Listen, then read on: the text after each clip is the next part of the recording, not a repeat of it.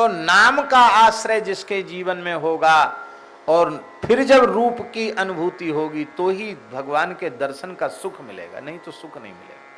भजनानंदी संत, नाम जापक संत मंदिरों में दर्शन करने जाते हैं तो महाराज खड़े के खड़े रह जाते हैं।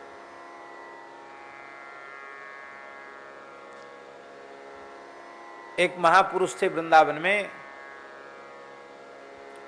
मौनी बाबा। हमने दर्शन नहीं किया उनका, पर उनके बारे में संतों से सुना है। मौनी बाबा, नामी मौनी बाबा के नाम से प्रसिद्ध हो गए थे। वो राधा वल्लभ लाल जी का दर्शन करते थे। प्रातः काल से लेकर जब तक मंदिर खुला रहता था तब तक वो सामने खड़े हुए दर्शन, अपलक नेत्रों से दर्शन करते, कुछ नहीं। जब तक शयन आरती नहीं हो जाती तब तक दर्शन करते।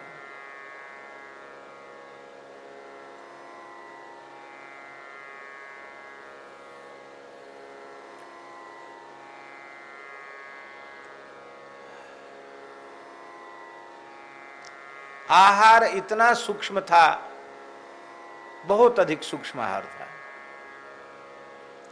लगातार दर्शन अपलक नेत्रों से राधा वल्लभ लाल जी का करते। और कौन आया कौन गया इससे उन्हें कोई लेना देना नहीं, केवल ठाकुर जी से नेत्र उनके लड़े रहते।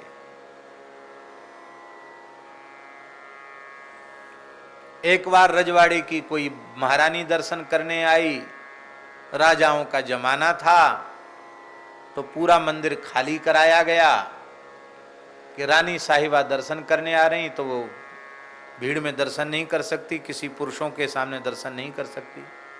वो हटाया सबको मंदिर से, जगमोहन से। मौनी बाबा खड़े के खड़े रह गए। उनको बार बार कहा हटने के लिए, पर हटा नहीं। पर राधा वल्लभ लाल जी का जल भरिया था, वो बड़ा भारी पहलवान था, जो जल सेवा यमुना जी से जल भर के लाता था। गुसाई जी ने कहे ये बड़ो बाबा बड़ो भारी भजनानंदी बन रहे हो, हटाया बाबा, महारानी आई भी दर्शन करवे के ताई। तो उसने बोला, अब वो इतना प्रेम से दर्शन कर रहे थे कि उन्होंने कि कान में शब्द ही नहीं सुनाई पड़ा। तो बहुत जोर से तमाचा उस जल भरिया ने, पहलवान ने बहुत जोर से तमाचा बाबा के गाल पे जड़ दिया, बहुत जोर से तमाचा जड़ दिया। लेकिन वे दर्शन में ऐसे दत्त चित्त थे कि तमाचा, इतने बड़े पहलवान का तमाचा खाकर भी उन्हें पता ही नहीं चला कि हमको कोई पीट गया। रानी आ गई थी, उसने ये दृश्य देख लिया, तो रानी ने कहा नहीं नहीं महात्मा है, मारो मत, हमें कोई बाधा नहीं इनके खड़े होने से। वो दर्शन करके चली गई। और जल भरिया आज जल भरने गया, आज ही जल रोज जाते ही था, आज गया जब जल भरने शाम को, तो एक मगर ने पूरा पैर भर लिया जल भरिया का। पर वो पहलवान जी थे महाराज, वो मगर से युद्ध करने लगे और मगर को जो है खींच करके, और उस मगर को उसकी पूंछ पकड़ के कंधे पे धर के राधा वल्लभ लाल जी तक ले आए उसको। इतने बड़े पहलवान थे महाराज।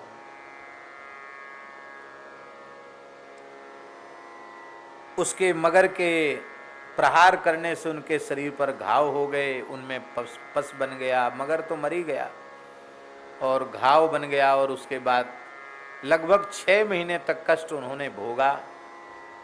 बाद में वे स्वस्थ हुए, तब स्वस्थ हुए जब मौनी बाबा की कृपा भई, तब स्वस्थ हुए।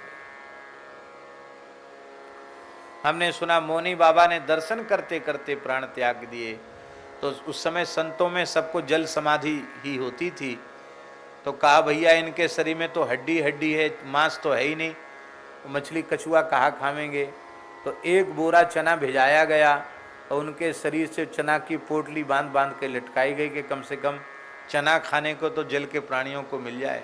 ऐसे संत थे। अब देखो ये बात हम इसलिए आपको निवेदन सुना रहे हैं कि ये रूप का दर्शन हम लोग भी दर्शन करते हैं तो तुरंत वहां से दर्शन करके चले जाते हैं, पर वे ऐसा दर्शन करते थे कि बस होश ही नहीं रहता था उनको। ये क्या है? नाम जापक संतों के सामने जो रूप का प्राकट्य होता है वह अपने आप में अनुपम होता है। भगवान स्वयं प्रकट हो जाते हैं, नाम की कृपा से रूप का प्राकट्य होता है। तो नामाश्रयी भक्तों को ही रूप की अनुभूति होती है। इसी प्रकार से लीला कथा की बात है। नाम जापकों को लीला कथा सुनने से मोह की निवृत्ति होती है, और जो नाम प्रेमी नहीं है, नाम निष्ठ नहीं है, उनको तो सबसे पहले कथा में भाव ही नहीं जगेगा, रुचि ही उत्पन्न नहीं होगी। मन मार के बैठे तो बैठे, उनका मन नहीं होगा, और कथनचित बैठ भी गए तो सोते ही रह जाएंगे। तुलसी पूर्व पापते हरि चर्चा न सुहाए।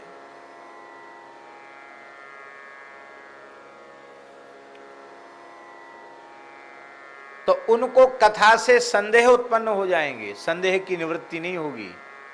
पर नामाश्रयी जब भगवान की लीला कथा का श्रवण करेंगे तो लीला कथा का श्रवण करने के बाद उनके संदेह की निवृत्ति हो जाती है।